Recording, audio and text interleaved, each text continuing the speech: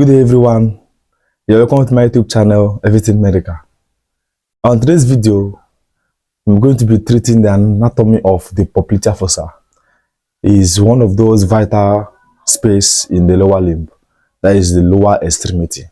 Without wasting much of our time, let's dive into the class properly. The first thing to note about this topic is that is a space. So it is one of those vital anatomical space in the lower limb. So let's get into the class now. First thing is the introduction. The introduction.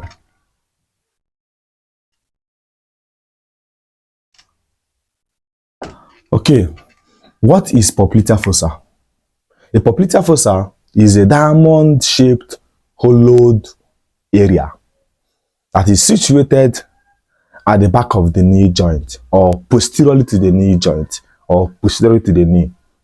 So it's a diamond-shaped hollowed area that is situated at the back of the knee or posteriorly to the knee joint. Okay, as you can see here, this is the popliteal fossa. It's a diamond-shaped hollowed area. A diamond-shaped hollowed area. Watch it. It is diamond-shaped hollowed area that is found or situated at the back of the knee joint or posteriorly to the knee joint. So here indicate our popliteal fossa. Popliteal fossa. This fossa is very, very vital because for structures to communicate from the thigh region to the leg posteriorly, they have to pass through this fossa.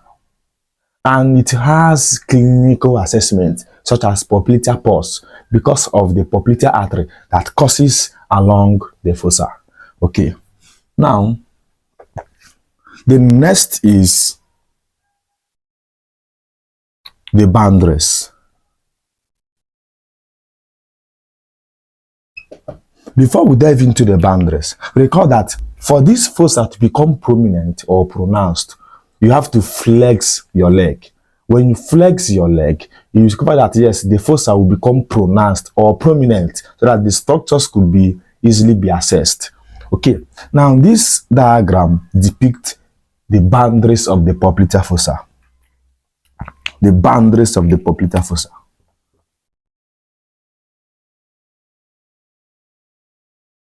Boundaries of popliteal fossa. Okay. The popliteal fossa has 4 boundaries. It has what? 4 boundaries. Number 1 boundary is superior medial boundary. Superior medial boundary. Number 2 is superior lateral boundary. Number 3 is inferior medial boundary. Then number 4 becomes inferior lateral boundary. Now, what are those structures that forms these boundaries? The superior medial boundary is bounded by 2 muscles, the semitendinosus and semimembranosus muscle. That means we have 2 structures of muscles that are bounded to the popliteal fossa superiormedially. First is semitendinosus. We have semitendinosus. We have the semimembranosus.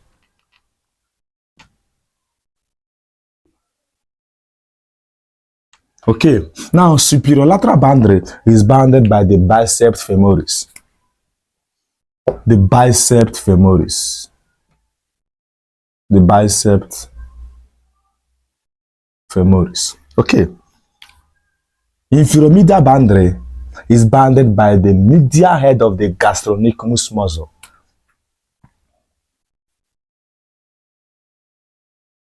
medial head of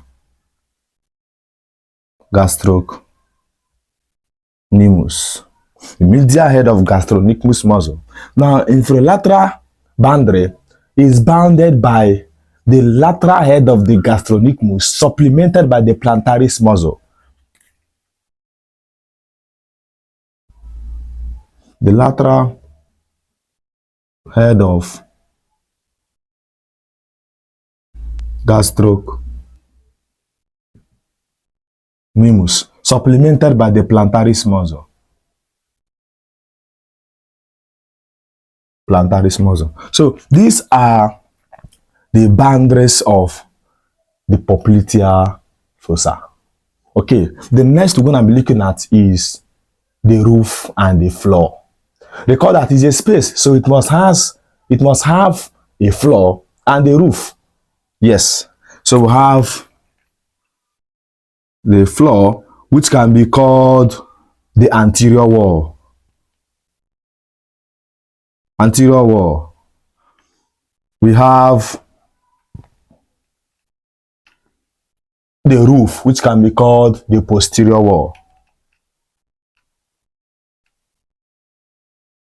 or posterior wall. Okay, in the floor or the anterior wall, the floor of the popliteal fossa is formed by the following structures. Number one, the popliteal surface of the femur. Number two, the fibrous capsule of the knee joint and oblique popliteal ligament. Number three, the popliteal fascia covering the popliteus muscle. So those are the three structures that forms the floor or the anterior wall of the popliteal fossa. Okay, now the roof or the posterior wall is formed by the strong popliteal fascia, but the superficial fascia of the strong popliteal fascia contains structures. It contains structures. And what are those structures that are found on the superficial fascia of the strong popliteal fascia? We have the short saphenous vein. The short saphenous vein. Short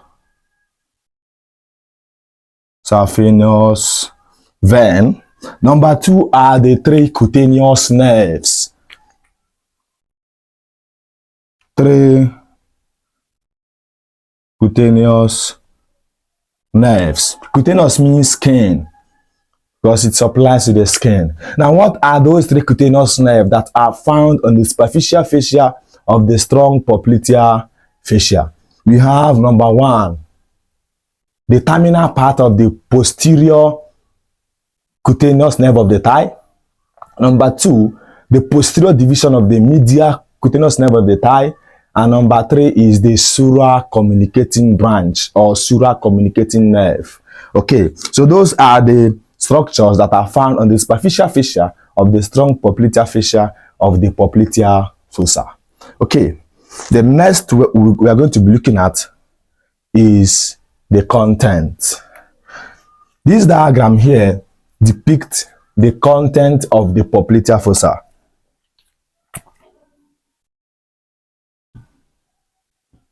Content of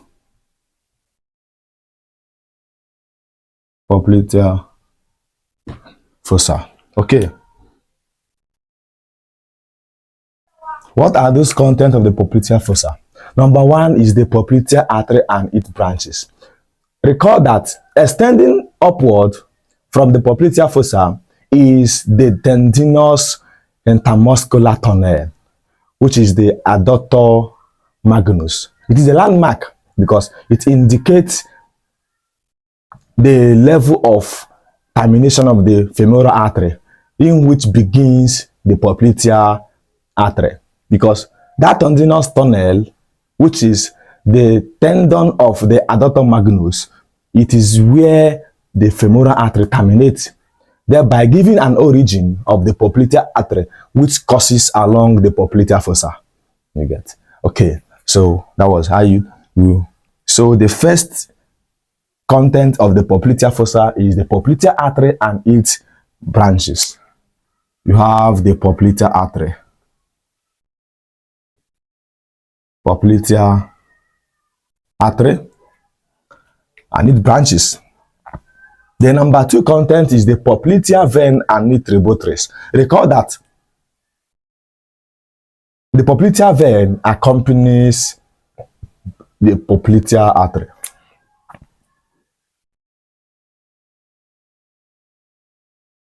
Popliteal vein. The number 2 content include the tibial nerves and its branches. The tibial nerve and its branches.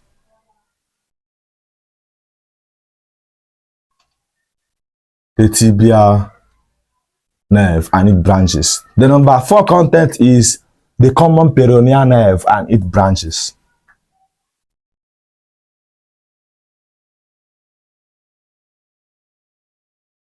The common peroneal nerve and its branches.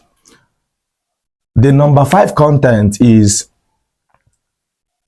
the popliteal lymph nodes. The popliteal lymph nodes. Popliteal lymph nodes. Okay.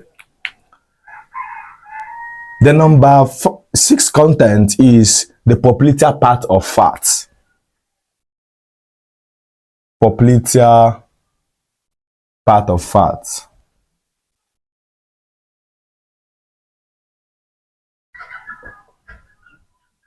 The popliteal part of fat. Okay, so these are the contents of the popliteal fossa. The content of the popliteal fossa. Recall that laterally, that is superior laterally indicates the what? The bicep femoris. Superior medially indicates the semitendinosus and semimembranosus. Inferior laterally indicates the lateral head of the gastrocnemius, supplemented by the plantaris muscle. Inferior medially is bounded by the medial head of the gastrocnemius. So those are the structures that forms the popliteal fossa in respect to the musculature. So these are the contents of the popliteal fossa. The next we're going to be looking at is the clinical relevance.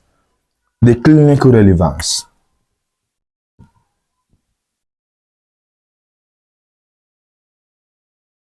The clinical relevance. Number 1 is the popliteal pulse.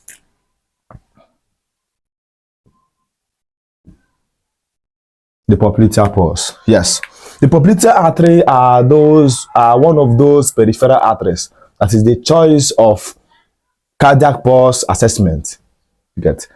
Now, it is one of those peripheral arteries that is the choice of artery for checking the pulse rate of the heart. So, the popliteal artery is clinically assessed in checking the pulse rate of the heart. So we have the popliteal pulse because of the popliteal artery that causes on the popliteal fossa. The number 2 is the popliteal aneurysm.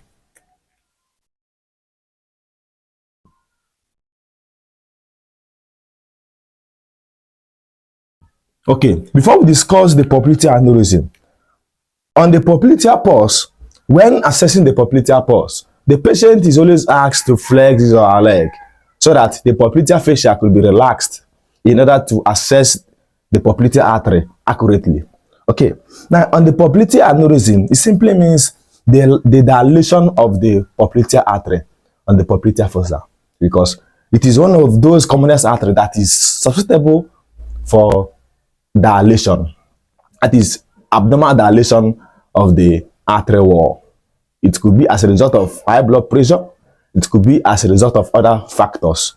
You get. So in popliteal aneurysm, it presents clinically a pulsatile midline swelling on the popliteal fossa. That is the clinical presentation that it gives, a pulsatile midline swelling at the popliteal fossa. You get. Okay. The number 3 is Baker's size. Baker's sized. Baker's sized is simply the cystic swelling at the popliteal fossa, which occurs as a result of inflammation of the synovial fossa that is underneath the tendon of semimembranosus. Yes, it is a what? A cystic swelling in the popliteal fossa, which occurs as a result of inflammation of the synovial fossa underneath the tendon of the semimembranosus. Okay. The number 4 is trauma. Trauma. Because trauma to the knee or to the knee region could cause lesion to some of the vessels or structures that are found on the popliteal fossa. Okay. So I believe we have done justice to this class. I've discussed everything, ranging from the introduction to the clinical relevance. I believe you enjoyed the class. Thank you so much for staying to the end. Endeavor to click to the subscribe button and anticipate for more videos like this. Thank you so much for watching.